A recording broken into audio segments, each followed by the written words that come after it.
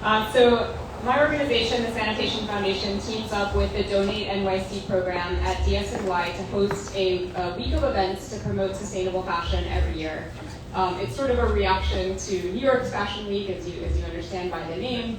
But more and more, what we're seeing over the last couple years is that, whether we can take the credit or not, mainstream fashion is also starting to kind of become more aware of how wasteful the industry has been. And amazing brands like Arc'teryx and some of the other brands that we work with are sort of setting the example. And what we do with ReFashion Week is kind of shine the spotlight on that. We have events all week. We have a bunch of events tomorrow. There's a couple of repair workshops. So everything is at refashionweek.nyc. It all culminates with our runway show where we showcase our thrift and reuse partners through the Donate program. So that's really spotlighting how amazing and sexy reuse and thrifting can be. And that is waitlist only at this point, but we will definitely have footage of it. We will be streaming it, so we encourage you to check that out. But thanks so much for being here.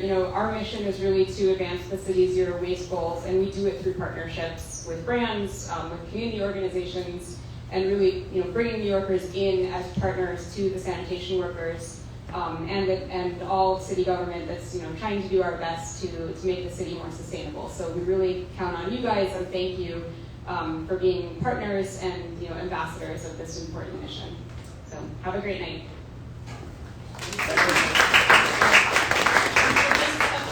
Quick shout outs. I want to thank our sponsor, Arc'teryx. This is the amazing space that we are in. We are in their Rebirth Center, their repair center. You're going to hear all about that from Adam, one of our panelists tonight. So just a quick round of applause for our sponsor and host, Arc'teryx. Thank you so much. And then all of the goodies, the snacks you're eating are from Farm to People. So they're a local CSA delivery service. So that's what you're having over there. They're based in Bushwick, Brooklyn. If you want to give it a try yourself, they deliver all over New York City, and you can get $15 off your first box. There's a couple of codes up there. And we also want to thank Sunday Beer. So they're our official sponsor for this event as well in terms of beer. They are New York City's first carbon neutral beer, and they are Brooklyn-based and part of 1% for the Planet as well. So that's a really awesome sponsorship we have there, and I think it tastes really good too. Maybe I'm biased, but it's pretty tasty. And then you're also, if you don't have a can, you're drinking in cups. So the cups are Cup Zero. They're also a local company, and they do cups at events just like this. So unfortunately, you don't get to keep those cups. You do have to return them. So if you can just put your cups on that table before you leave tonight, I do take them home. I own them. I wash them in my dishwasher. So we're like really reuse champions here. So please don't walk out without those. And last but not least, before we kick off the panel, I just want to let Molly from Arc'teryx say a couple words about the beautiful space that we're in, and then we'll go ahead and get started. Hey y'all, hey live streaming. Welcome to our first ever Rebirth Service Center. This was established in November of 2021, so it's only been in service for a few months now, but it's our headquarters for Arc'teryx is North Vancouver, and they decided that New York City is where they wanted to put the first ever repair center. We're going to be talking more about it today, but basically it's all part of the commitment, the brand's commitment to sustainability, upcycling, circularity. It's an amazing space that you'll hear about today, but if you have any questions, I got them for you. Thank you for coming, and enjoy a Sunday beer, please. And then just one last thing, we do have some video and photography going on tonight, so if you feel uncomfortable having your photos on any marketing materials or social media, please come see me after the event. Okay, without further ado, I'd love to invite our panelists to come up here. So we have Adam Grossman from Arc'teryx. We have John Klar from GrowNYC, Mary Bemis from Reprise, and then Adarsh Alphons, the CEO of Wardrobe. So if everyone can come join me here. Great.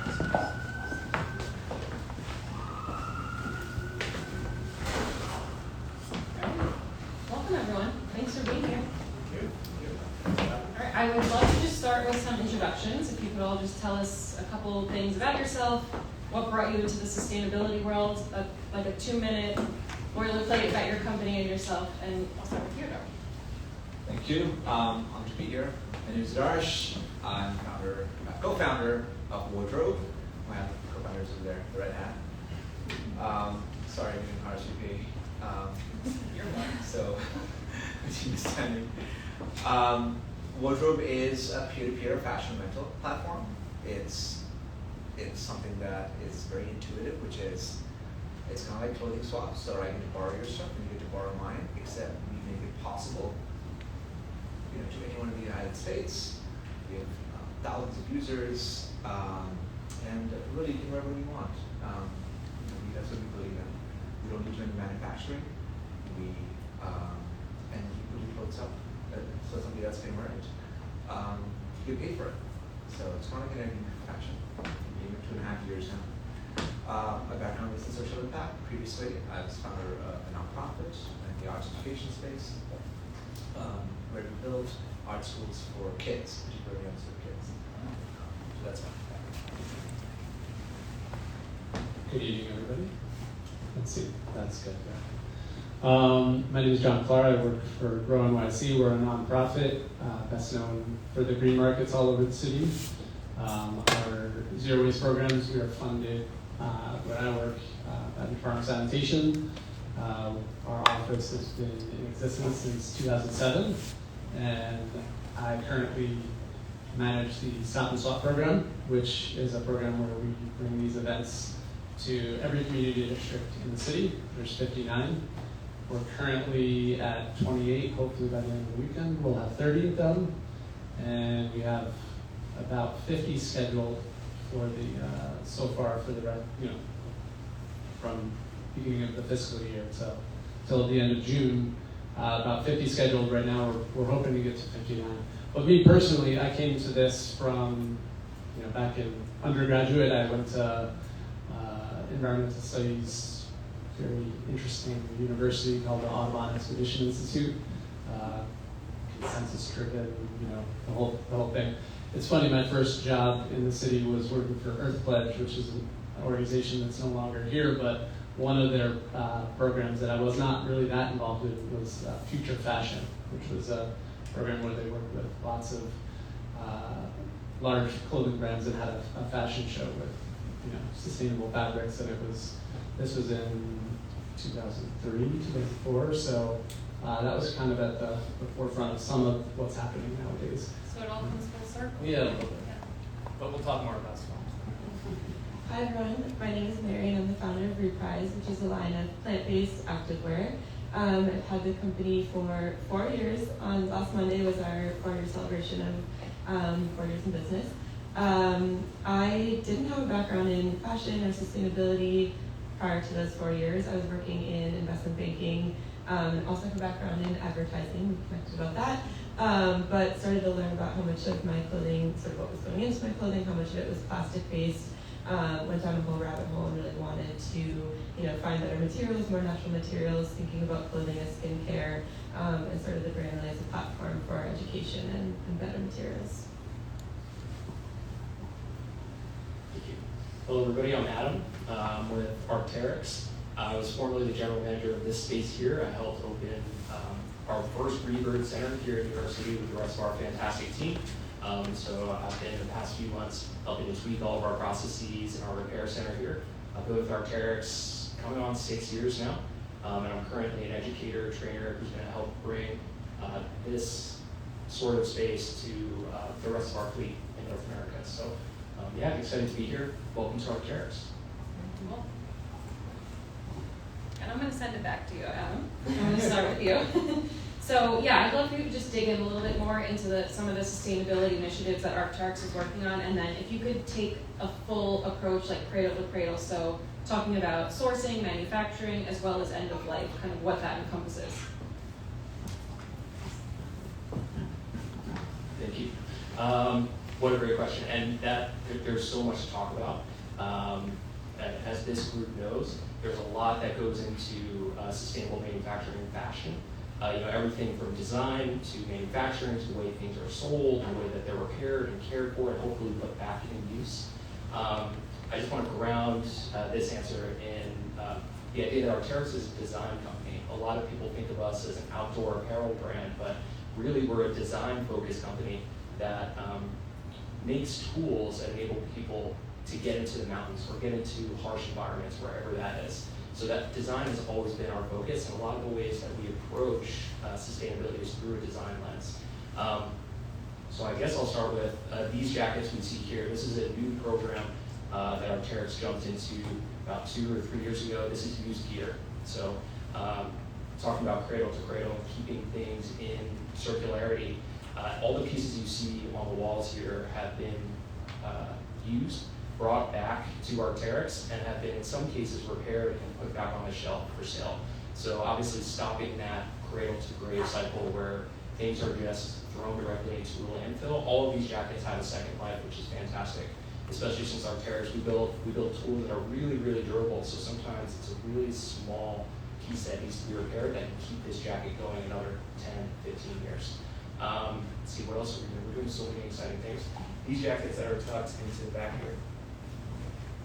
Can you hear me now? Yeah. These jackets tucked into the back here are made with 100% waste. Most of it is pre-consumer waste. So those are really exciting. Think like scrap fabrics or pieces that normally can't make it into full production, end up getting pulled together and made into backpacks or, in this case, jackets.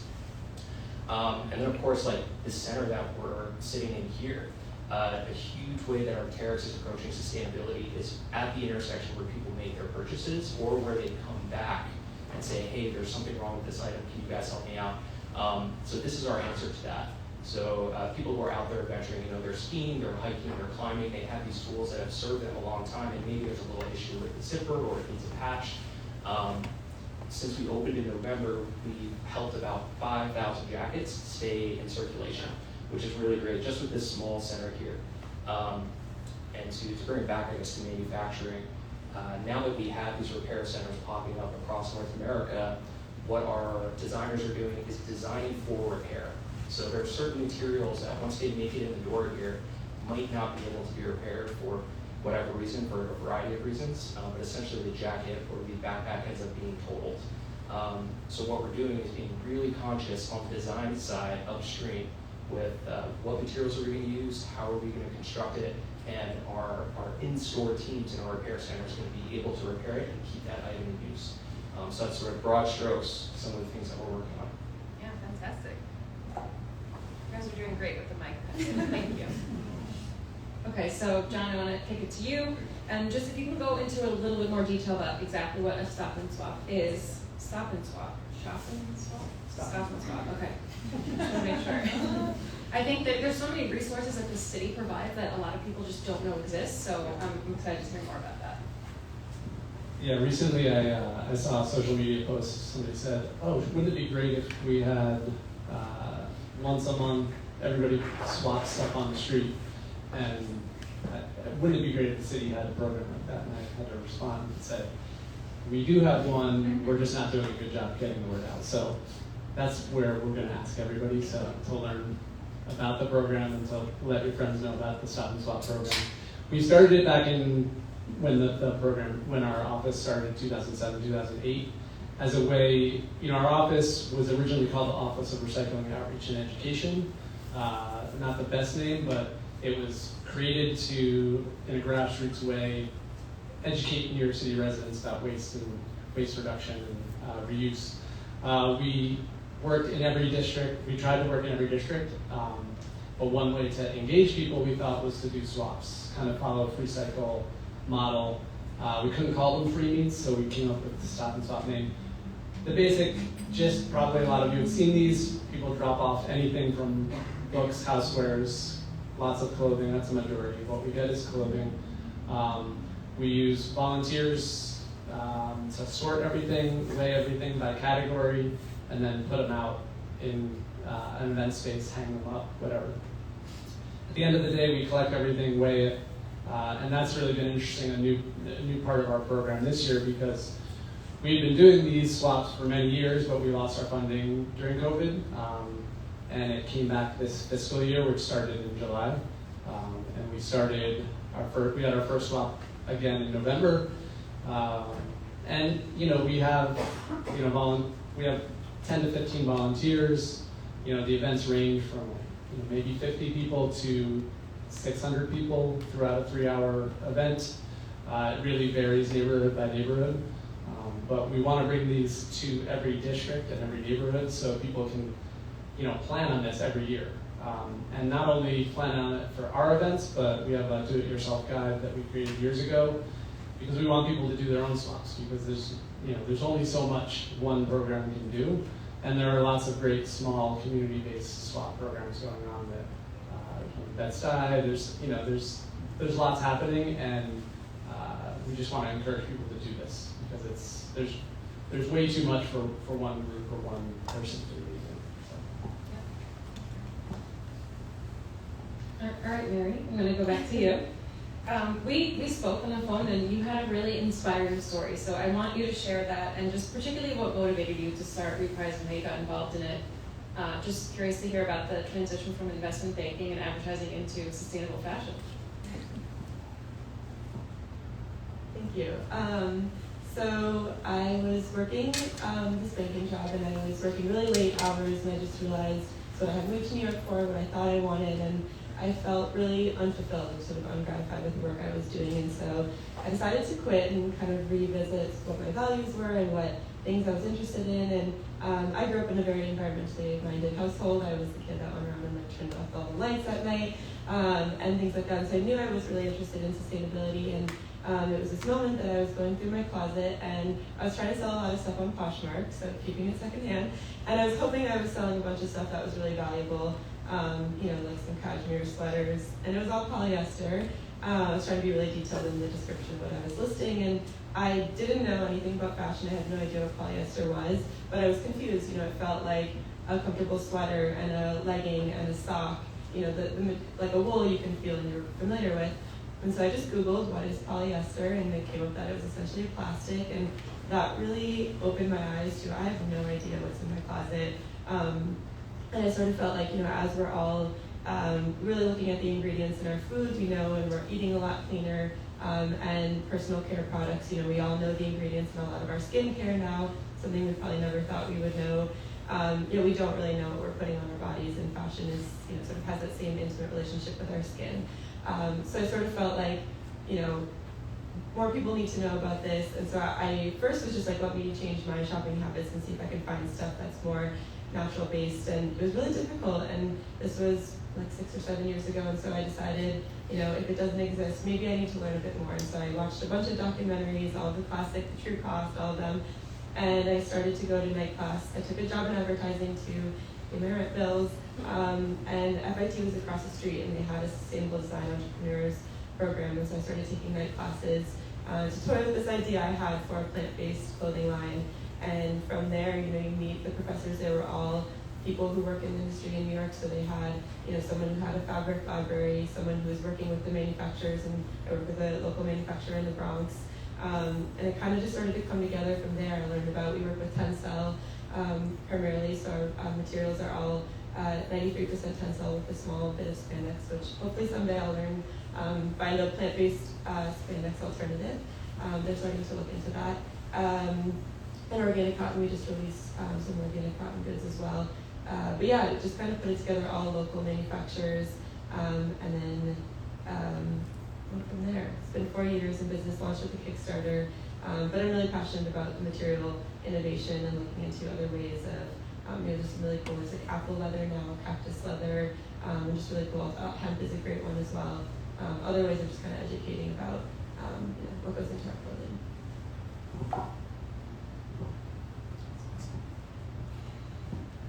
All right, so Adarsh, curious if you can expand a bit on, I know you talked about how wardrobe works, but if you can kind of get into the nitty-gritty of the logistics and just exactly how it operates. And additionally to that, if you could speak to sustainability, I did do some diving into the website. I didn't see much information, so I'm just wondering what the motivating factor was for the company, if you could talk to that.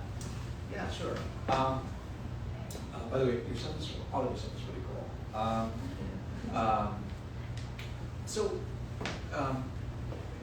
In terms of how wardrobe works, it's very straightforward. Basically, what we're trying to do is extend this culture of swapping, of exchange. Because what's a swap? It's saying, hey, look, I've worn this, right? Would you like to have it? And you guys will bring it out, right? As well, it's a transaction. And so we just want to kind of power that in a way that makes sense for everyone, right? And so the way to do that is saying, look, you consign that into your closet. We will insure it for you. We'll take care of it for you. We'll take care of all the cleaning, shipping, all of that stuff. And because folks want certain guarantees that the items will be clean, they'll show up when they want it to. But we don't order, we don't manufacture. We don't work with, a factory here or in Bangladesh. And we basically say, look, we can sustain each other, right? You open your closet, like when I was founding Wardrobe, I had so many friends come and say, look, this is for my mom. This is borrowed from my sister, right? From my best friend. And so why not extend that to everyone, right? Especially if it's fashion. Fashion is such a conversation that we need to have, that we are having with each other, right? Every time we see each other. And so what you find in Wardrobe is not some curation that, some buyer predicted and bought, 6 months ahead into the next fashion season. You'll find goth, you'll find vintage, you'll find luxury, you'll find cosplay. So you wake up tomorrow and you feel like a butterfly, guess what? We've got wings, right? So like, we've got whatever you want to wear, and it's not us, it's other people's stuff, because we are drawn to each other. And our carbon footprint is negative, because we are essentially saying, look, instead of going and purchasing something else, just look here, and you can actually benefit someone else, because I'm paying you to borrow your clothes, right? And so we've thought this really deeply, and of course, it's quite, the business is quite complicated, just like we think in every year, it's complicated. But of course, there's carbon created. We are very much about kind of sustaining each other. Now, in terms of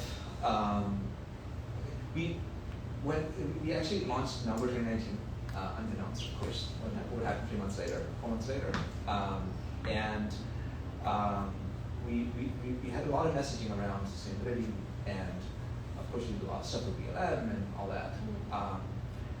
But what we realized was people that want to wear stuff are just looking for clothes to wear, right? And it's not that we at all the messaging is not important for us. It is absolutely the reason we're doing. In fact, if Wardrobe did not have sustainability measure, have impact, I would not be in this business for sure. I mean, so my last 10 years prior to Wardrobe, I founded this nonprofit, and this all around the United States, spreading much education for kids. Right? That's really kind of the heart and soul. And as I started to read about this issue before building Wardrobe, the amount of clothes that are manufactured on a yearly basis, the landfill, the emissions, every part of that journey is it's a mind-numbing number, right? For instance, if you wear an article of clothing more than 2 times, you essentially bring down the emissions of that clothing by 22%. Right? What we're saying is, take this jacket, wear it over and over again. Oh, you're done with it? No problem. Somebody else is waiting for it. Let's connect you to that person, right? And let's keep it circular. Yeah. Right? And the idea of owning, I love Poshmark and I love the Wheeler and all those guys, but do we really own anything, right? I mean, the idea of permanence is you're going to wear it for a certain while, you're not going to wear it for the rest of your life, right? So let's find a way to make that circular, right?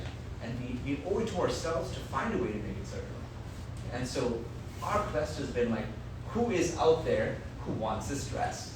Right? We'll hold on to it for you, we'll take care of it for you, and we'll ship it to you wherever you want, right? And we'll ship to you at like the lowest cost we can possibly, because it's not about our take, but we just want to encourage this culture of sharing.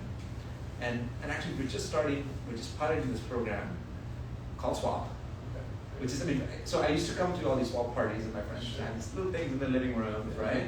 It's awesome. It would show up with like a fake in a bag and it'd be awesome. And so what we're doing is, and this just shows our commitment towards essentially not, it's not about profit, so it's not about the economic benefit to wardrobe. It's more about just bringing this issue to the forefront. We're saying, go put your clothes on wardrobe so somebody else can wear it. And if you just do that, you don't have to pay us anything. We will let you wear other people's clothes. Right? That's it. Let someone else enjoy it. Be part of the solution. And if you just be part of the solution, that, like, eventually, people are going to say, you know what? There's a lot of clothes here to wear. Yeah, well, that's what we're all about, is helping people be part of the solutions. Exactly, exactly. And so let's, you know, and we all have stuff, we just look at our closets. There's stuff that we haven't worn in the last year. Yeah, that you just don't want to let go of. So, Right. yes, I'm guilty of that. Yeah, and we store it for you. So this is our model, but, you know, it's, you don't have to do it on words. You know, there's somebody there Find a who way. wants it, who's going to appreciate it, as long as you just tell them, hey, look, this post a lot of good karma, right? Pass it on to someone. After you wear it, don't toss it, Yeah, right? that's awesome. Thank you. Thank you. All right, so Adam, I'm going to take it back to you. You talked a lot about the Rebirth Center, but I want to just ask about the communication strategy around this. So do you find that a lot of customers that you have come in and purchase, what is kind of the strategy behind letting them know that you have this repair initiative going on? And even just generally like education around repairing items, even if it's not art targets, just like what that outreach looks like.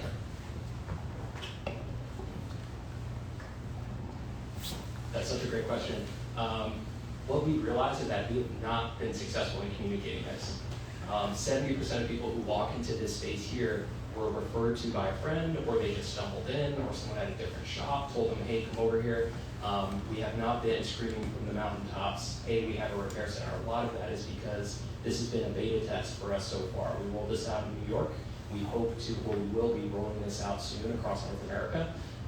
So for that reason, it's been a little quiet. But speaking to the care and repair, what we did not expect was that the education piece around care and repair has been our biggest job by far. So many people who own our product and outdoor product, technical products in general, do not know how to take care of it. And the best way to extend the life of whatever product you have is to take care of it while you have it.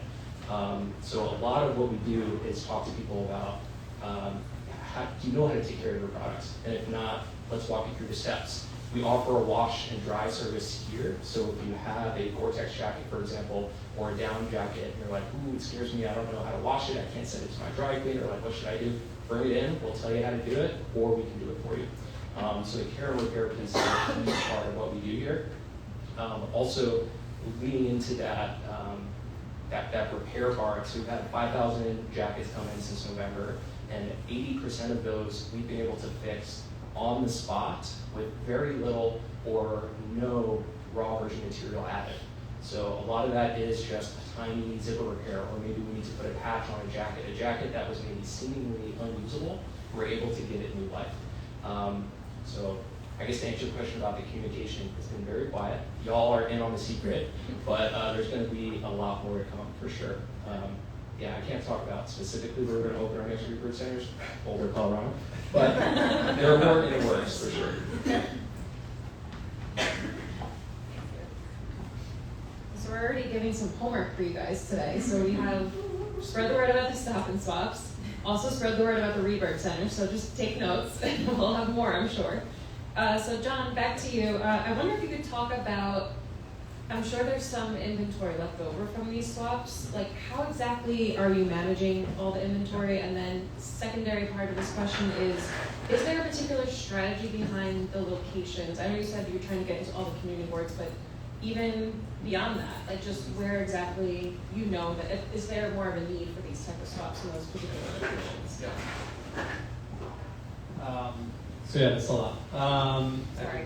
No, we can talk after more about this. But as far as the way that logistically we kind of run these things, yeah, I mean, we can have a day where 4,000 to 5,000 pounds of items get dropped off, and sometimes we have a lot of people taking, right? And we'll maybe only have 1,000 left at the end, or 500 at the end.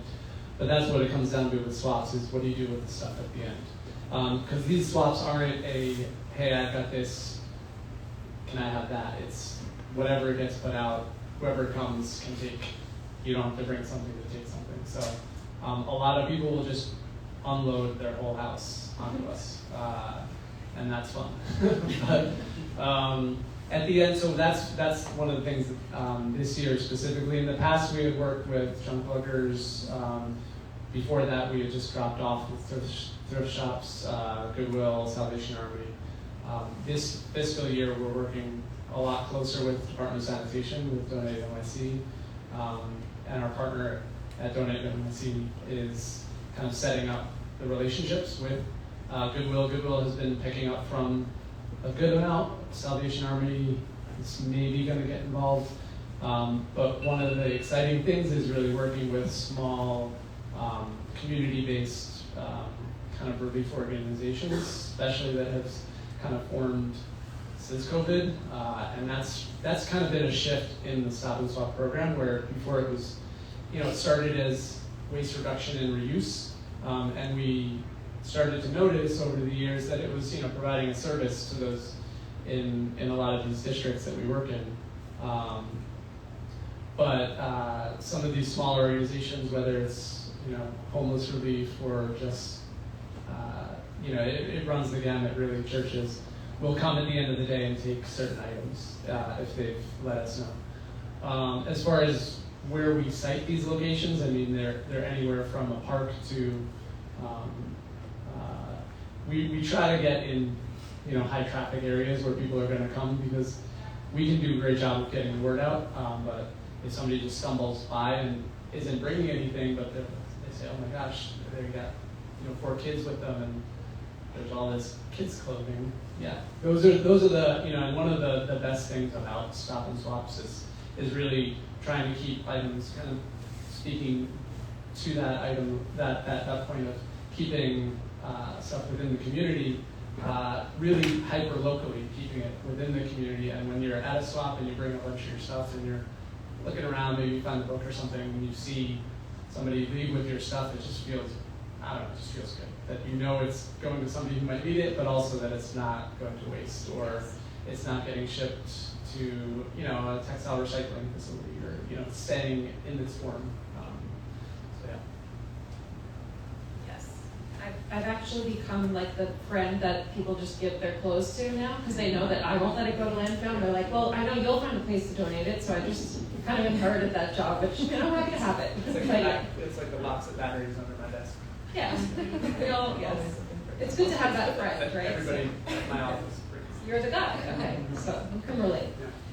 So Mary, a question for you, and this is a little bit of a big question, so I know you've seen these ahead of time, but you're hopefully ready for it.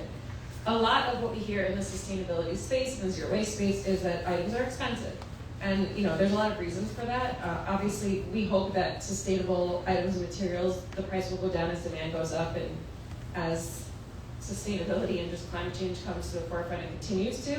But how do you really manage that from a business perspective? And there's particularly companies that you have to compete with that are greenwashing, and their price point is just significantly lower. And how are you kind of educating your audience and the consumer that yours is the brand that they should be supporting? Great question. It's funny, I was actually just having this conversation with a friend right before this. She didn't know I was going to be asked that, so it comes up a lot. I did a bunch of research before launching at sort of the higher end activewear market, making sure that the price point would fall within sort of that luxury activewear good. So there are sites like Carbon 38 that sell leggings for even more than we have our leggings at $120. So there's brands that sell for higher, brands that obviously sell for lower. For me, it was all around communicating like the value. So we have a much more luxury fabric, talking through sort of the ingredients. If you think about an organic food, like really what goes through the process, a lot longer to produce, a lot more goes into it. I would also argue that a lot of the lower price items, we're not actually paying the right price for them. If you go into Zara and you pay $15 for a t-shirt, that does not nearly reflect the true cost of creating that t-shirt. I'm sure most of you in this room are familiar with a lot of the big brands and where they manufacture, and how most garment workers are not paid even close to a livable wage, if they're even paid. So really kind of communicating about that. We manufacture in the Bronx, And so if you think about, New York minimum wage is $15 an hour, it takes about an hour and a half to sew a pair of leggings, that's $22 just for the labor. So really kind of talking through sort of the local supply chain and the better materials. I think usually people start to understand some of that and really just investing in stuff that's better for you. I also like to think of the cost per wear piece of it. A lot of my customers tell me, these are the most comfortable leggings I've ever worn. I live in them, I wear them every day. And so I think if you're gonna buy something that you truly love and can have for a long time and can get a lot more value from it, I would argue that it's worth investing in for something that you'll really love and have for a long time. Yeah, it's a great answer. Yeah. So, Adarsh, I wanted to ask you another question, and we talked a little bit about this, but maybe you can elaborate just a tiny bit more on why you decided to go the route of peer-to-peer as opposed to having a warehouse and keeping inventory. And I mean, also you brought up something about shipping, so the items are available to be shipped across the country. So also just curious how you manage that in terms of carbon footprint. Sure. Yeah. I mean, it's definitely something that is a struggle for sure for us, the shipping aspect of it. See, initially when we started, it was water was only available through dry cleaners in New York, right? And so that was our way to enter peer-to-peer. Just so I can give a little history on peer-to-peer fashion rental. Folks have been trying to do this for like over 15 years, but it's really hard because it's hard to find local demand, right? So if there's an article of clothing, if I get an article of clothing from you and it is a size, let's just say women's dress size 14, right? With a certain, proportions, it's hard to find a customer who wants exactly that in a locale, right? So usually what happens is folks who try to do this, it stays on the shelf. And after not adding value, it gets disposed, right? Because we just don't want to aggregate stuff. So the question is, how can we find someone? There are people out there, right? This dress is not a one-of-a-kind dress, right? Who's out there that like wants this item, right? And of course, when we work with dry cleaners, we work only with dry cleaners that don't use PERC, right? Which is the chemical that is really it cleans well, but it's bad. It leaves odor and as well as allergic reactions to it. So and of course environmental footprint. So we when we work with dry cleaners, we work with dry cleaners that usually do silica-based dry cleaning, which is how we know this is what they call it, or that they use PERC at all. A lot of them say they use organic substances, but it's really kind of a dry cleaning methodologies are just as kind of grayscale as from fashion manufacturing. Mm-hmm. So, and my background is not in fashion either, so this comes completely from analytical point of view in terms of what, if we're going to do this in a sustainable way, what is the way we can do it in which we can say this is what we do. We don't want to greenwash anymore. But that is definitely something we're very much against, is saying we do all of it at once. No, we don't. We're trying to do just one thing, and we want to try to scale that up. And then hopefully make swapping, at the end of the day, we don't care about rental income. We just want people to understand that the way of the future, there's so much stuff out there, there's always going to be more stuff being used, right? There's going to be great designers coming up with great stuff, right? That's going to speak to people. We're saying there's so much stuff out there, but we're reaching back into vintage. We're reaching back into so many different periods of fashion. All of it's been great, the 60s, 70s, 80s, right? And now the 90s are past us now. The jeans, denim area is old now. But there's so much stuff out there that we can actually inspire each other, and that would be a deep well, right? But let me ask you guys another question, and this is really for the audience, how many of you have 5 or more items in your closet that you haven't touched in the last 2 years? Is that all the hands? I do. Talks about it, right? How many of you want to wear new clothes? Or not new clothes, but I want to try different things. It's human nature. It's okay to say, I want to try new clothes. Like, the sustainability movement is not about wanting less. We're humans. We want to find more, and fashion is a way to express ourselves, right? I can't listen to the same old music every day, right? I want to hear new things. It's just that the way we consume these new things can be more interesting and can be, but we have to be resolved in finding solutions as opposed to saying, oh, wait a second, don't shop. Well, depends on, maybe you're buying our tires, maybe you're buying from this rep here, right? That's great. Your stuff is a little expensive, but it's great if you can't afford to. If you can afford to do it. I think that's also like with scale, right? It's going to get better for sure, but I think, for us, it's about just being laser focused on opening up the idea that it's okay to wear unlabeled stuff and feel fresh and feel like you can own the moment and own the occasion. Yeah. And it doesn't have to have tags on it, right? Like that's silly, Yeah. right? So yeah. Thank you. So that's a good segue, and actually I want to direct this question to you, Adam, if you don't mind. But, so there was list found recently, so since the start of 2020, there's been actually a 37% increase in online searches for sustainability-related keywords, including terms like upcycled fashion, secondhand, and pre-owned. I think people with the pandemic had a lot of time to sit in front of their computers and Google things that maybe they didn't do before, and watch documentaries and kind of just expose themselves and educate themselves on some of the things that were going on, especially when it comes to sustainable fashion. So I'm just, if you have any opinions, and anybody from the panel can also answer that, but like, how do we basically, what are your thoughts on how we can make sustainable fashion more than just a trend? So we're here tonight to talk about trends in sustainable fashion, but how do we make sure this is a movement?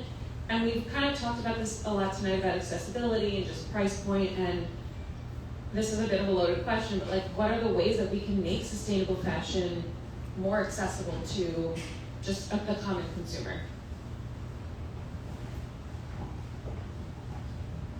What a fantastic question. I think, well, for me, I don't have a background in fashion. And what brought me to sustainable fashion was the outdoors. So I've been a lifelong outdoor enthusiast, and it's ironic, humans used to live outside without any gear, but now you need so much gear to survive one night in the woods. But it comes with a lot of gear and a lot of material. And I think the outdoor industry has sort of pivoted towards sustainability because it's a group of folks who live and enjoy being outside and who really see the impact of what's been going on in climate change. So I think it's a matter of connecting the dots, because outdoor enthusiasts are not the only group that's going to be affected by the impact of the fashion industry. I would argue that everyone is in some way. So connecting the dots for people and showing them like how they're impacted and what they can do. To me, the biggest thing to making this not just a trend is education. That's a lot of what we're trying to do here is connect the dots for people.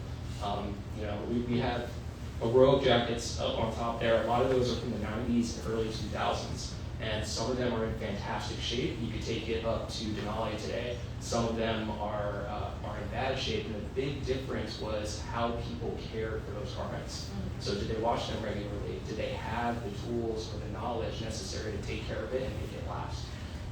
So I know for us here, it's definitely an education piece. Yeah. A quick answer for it. Please. I think the thing that I get most excited about is just having your customer feel empowered to do and like excited about sustainability. So I have so many friends who like can't wait to come up and say like, look, I have these pair of leggings and they were made from 30 plastic water bottles. We don't use recycled plastic, but it's so fun that they feel so excited to share with me. I have a data and analytics background, and so we work with a company called Green Story on the website that has all of your metrics about, this pair of leggings, they use this much water, this much carbon, and we do carbon offsets, and I feel like the data around it are really saying like you feel really good about the things you buy, you're excited to share it, you feel empowered, and I think just the more education around it, the more you can really be excited around what you're doing, sort of what you're saving, versus scare tactics. When I first came into this world, I was terrified about microplastics, and I was learning about that our clothing were shedding these tiny pieces of plastic that are now ending up in our human blood, in our bodies. But that wasn't the way to communicate to people. I couldn't scare them into shopping. You have to really make people feel excited about the better options, so they're more likely to share. You can. Yeah, I mean, I come from a different place. I mean, we as a society have been, since World War II, have been told we need to consume, and we need new things, and we need to get rid of things that are old. And I think it's changed for sure. I think we're kind of shifting back to the stigma of reuse isn't what it used to be. I think there's some people, and a hurdle of, say, reuse and swapping and wearing other people's clothing sometimes is, that's gross. And I think it's shifted. I think all demographics, I think there are people that don't want to wear other people's stuff, but there's also a status of having something new and having the best thing. And I think what we need to do is not say don't buy new things, but raise the value of locally sourced materials with manufacturing locally, and you see how that benefits our communities as well as the planet. It's all interconnected, right? We're not just living in a city. This city is part of the natural world, right? I think that's often a problem that we can. I'm going off topic, but it's I think it's a shift in our perception of the natural world and the human-built world. I don't know. This could be something we could talk about for. Yes, we definitely could. And I do want to end. Oh, sorry, I'm sorry. No, I was just going to add to what you were saying. Please. That my answer is a little bit different and maybe a little bit controversial, but it does look to what you were saying. Just it's not about being always looking for sustainable stuff. That is not how we're going to change this. Folks have tried to guilt people in sustainability and make those choices, and that folks have tried, and it's just not the way to do it, right? The companies and the products have to reach people where they are, right? And people are people, consumers are consumers, right? The way you consume is changing. We are starting to prioritize things that are more meaningful to us. But there is certain ickiness about wearing old stuff, pre-worn stuff, swap stuff. What we can do is choose to say, you know what, this is cool, I'm gonna brag about it, right? I'm not gonna pretend this is new. Why pretend? Like, this is cool. Like, thrifting has never been as cool today as it was. Well, it's never been as cool as it is today, right?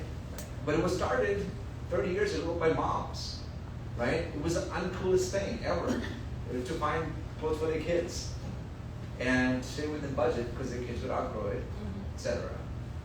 And now it's like every hipster in Williamsburg has a line and they show their stuff, right? And so, but it's cool now, and that's actually really great for sustainability. You're choosing to put your dollars to buy stuff that would probably go into landfill, or would have definitely gone to landfill 10 years ago. Yeah. So it's to brag. I think that helps. Right? It's all hard. Yeah, no, and I think A lot of people, it's not one answer. A lot of people there's some negative connotations around social media, but I do think social media has done a lot of great things for sustainability and zero waste in general, about bringing awareness and the rise of influencers and being able to talk about thrifting on a scale like that and reach millions of people in their audiences. So yeah, thank you all. And I do want to end with just asking everybody how we can get involved with your organization. But before we do that, I want to open up to the audience and see if we can take like 2 or 3, maybe 4 questions. So if anybody has anything for our panel, just raise your hand and I'll bring the mic over to you.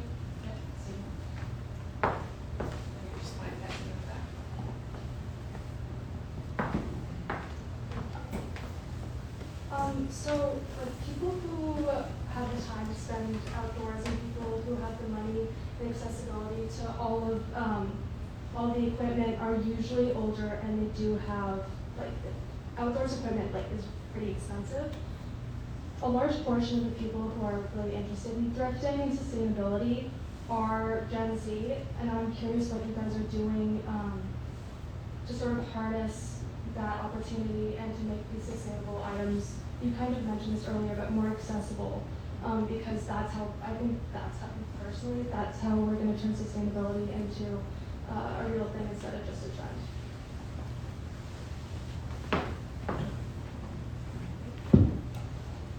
That's a great question. Thank you. Does anybody want to take that?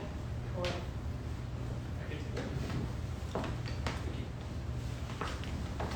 Yeah, that's a great question. It's one we get in the outdoor industry a lot, and it's something that I know Arc'teryx is currently working on. We have a lot of work to do in that area, especially since it's a higher price point item, and it supports an activity that frankly, people with a certain level of time or exposure or education or finances have historically been able to enjoy. I know one of the great things about our used gear program is that it's all sold at a substantial discount. So there are items that would retail at a really high price point that all of a sudden are approachable to a whole new audience. And I know we have someone from Trove in San Francisco in the audience. Their platform has been what has enabled us to do this, and other brands like Patagonia, Levi's, Island Fisher are all using that same platform. So it's bringing that used gear at a more accessible price point to individuals who, even if it's not about sustainability, they're able to get outdoors and use this product in a more affordable way. What's the name of that platform again? The platform is called Trove.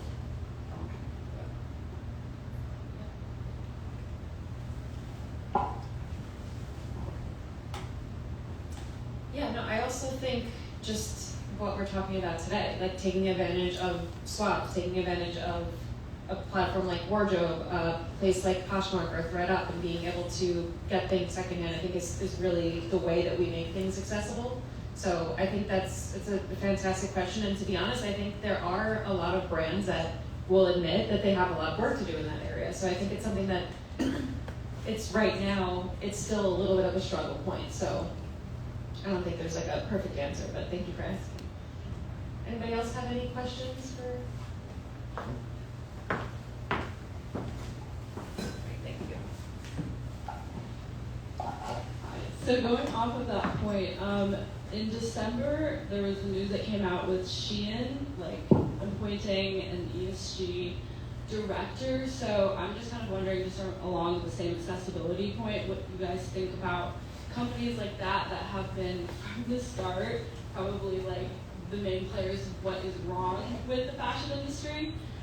What do you feel about them adopting these and having probably some of the frameworks that allow them to have production be reformed versus of course small independent brands starting that up? Don't open a can of worms now. That's a tough one. Not really. I mean, I can just, you probably can speak off for this, you guys can, and I can, only because you're in manufacturing. But, we're a startup, right? We're still starting up, so trying to get the word out. But one of the folks that we came across while starting up was H&M, which I'm sure we all know, it's not like Shein's older brother. But H&M, we were surprised to know there's this thing called Collab, which is essentially this whole branch that invests in sustainable startups, right? Now, why is H&M doing that? Probably after a lot of pressure and understanding consumer sensitivity and knowing that consumers actually look down on H&M products because it's fast fashion and it's, perhaps the poster child of everything we bring, all the issues we're talking about, right? Shein, same thing. At the end of the day, Gen Z really cares about sustainability, right? That Gen Z is just entering the marketplace, you're not rolling with a lot of dollars. So Shein is inexpensive. It's great. It's good options for good prices. But oh my God, look at the impact, right? And so, also being that it's a Chinese company, they're not under the same sort of regulatory framework that U.S. companies are definitely perhaps less than a Swedish company, which is good to know. But I don't know how much is optics, but I would assume a little bit is.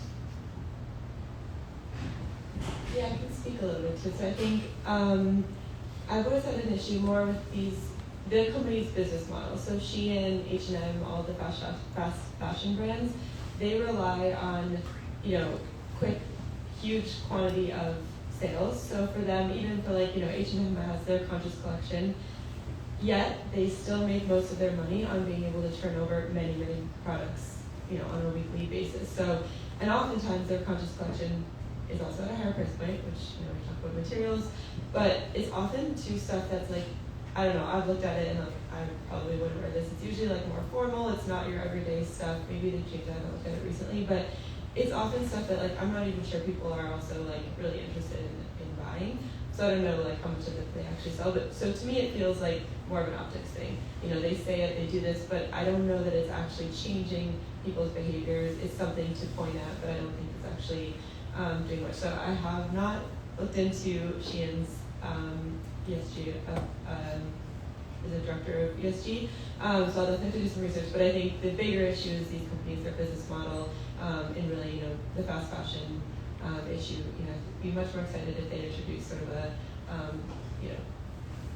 return. I think you can return your clothes at H&M, but more of a circular business model than just, better materials, but still selling through so many items that are still made pretty cheaply and are built to last.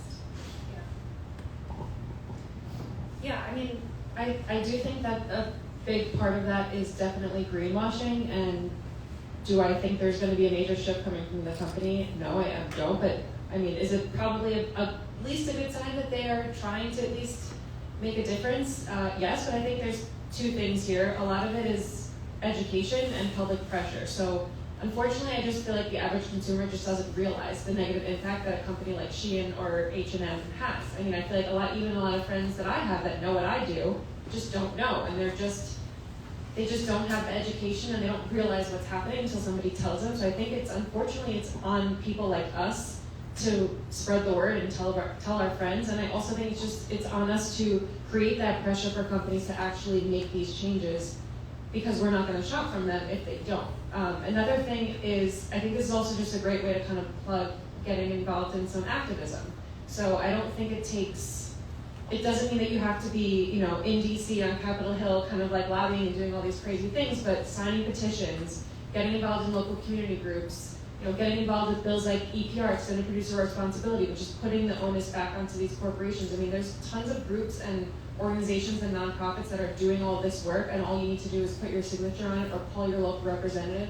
I just did this last week, called my senator and my local rep and said first I was supporting EPR, and it took me 2 minutes total to do it, and that was something meaningful and impactful because I'm actually using my voice to be heard with my local representatives. So get on some newsletters, get on Twitter, get, commenting on Instagram, whatever you can do with your voice, I think is just so important. And unfortunately, a lot of these companies aren't going to make those changes unless it's coming from a regulatory place of coming from the federal level and they are forced to do it, or because it's coming from public pressure. So I think, it's exciting, we have the power to hopefully change. Pepsi and Coke and Starbucks made all these announcements around reuse and recycled material.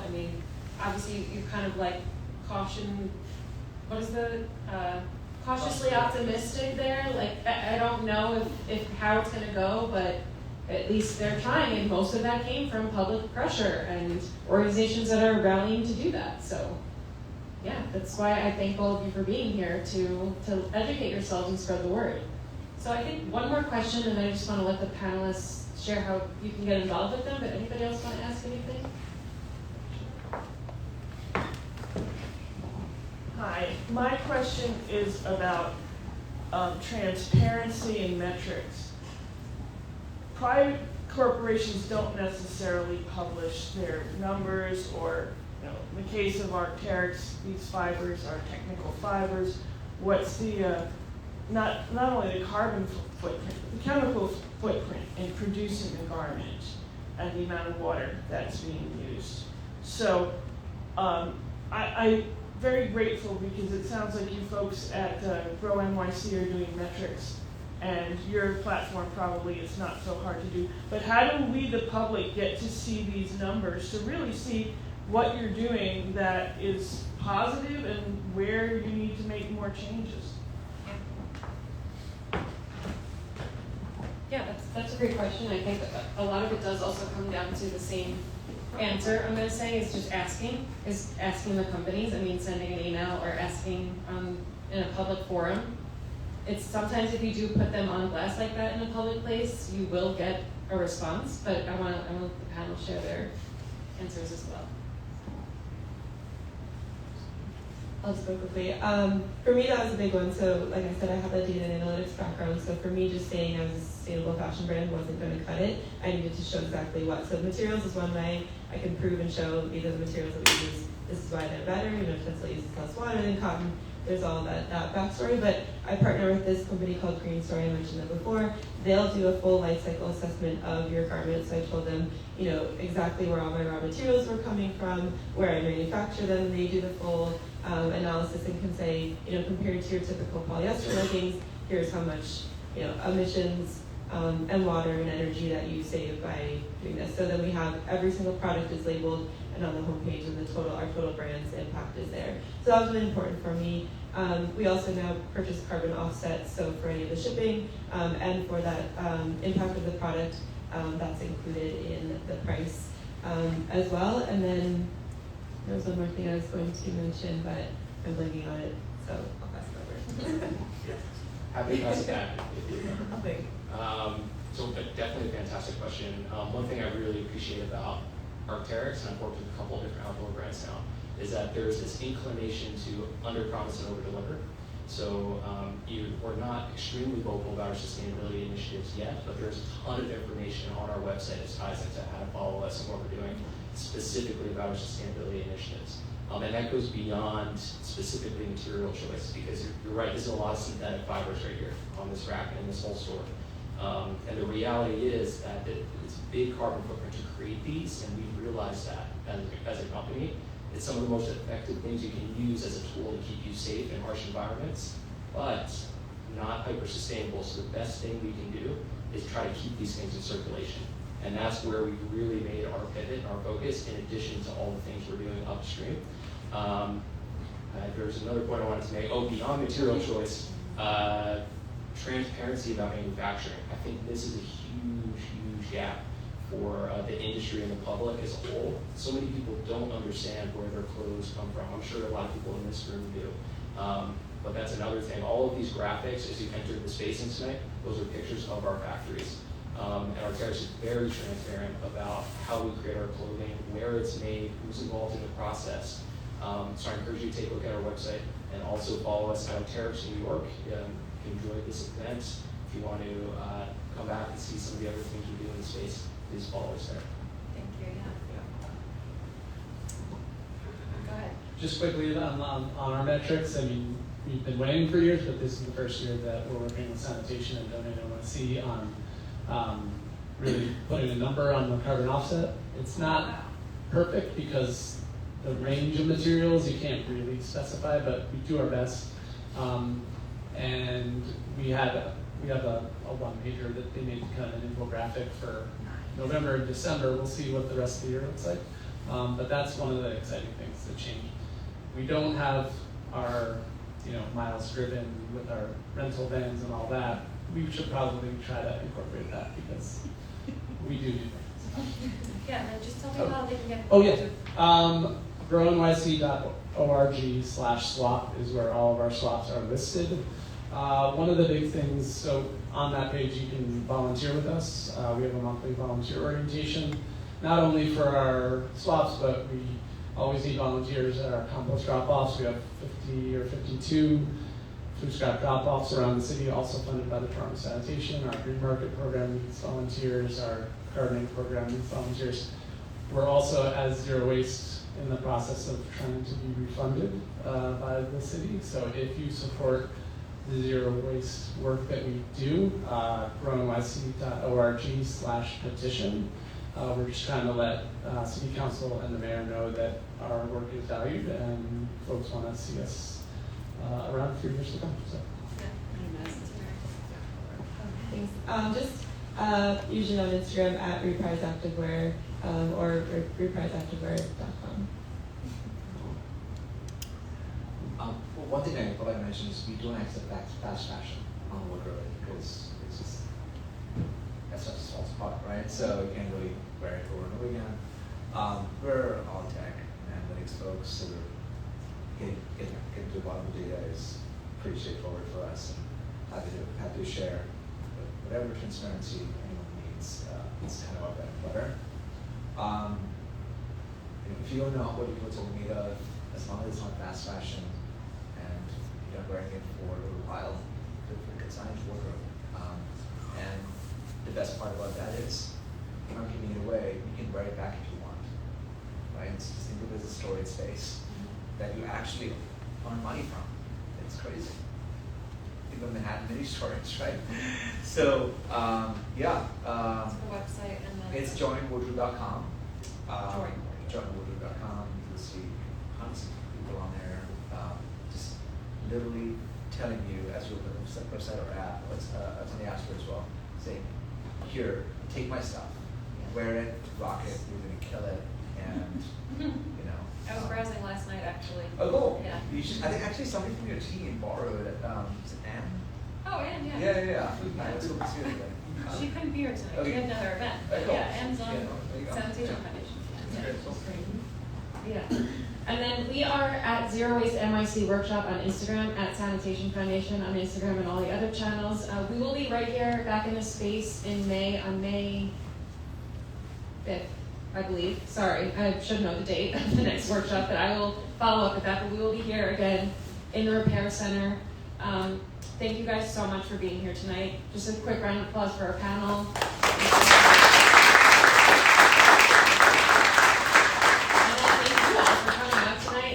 Appreciate all the support. I will follow up with an email within the next few days giving all the information from our great panelists and all resources.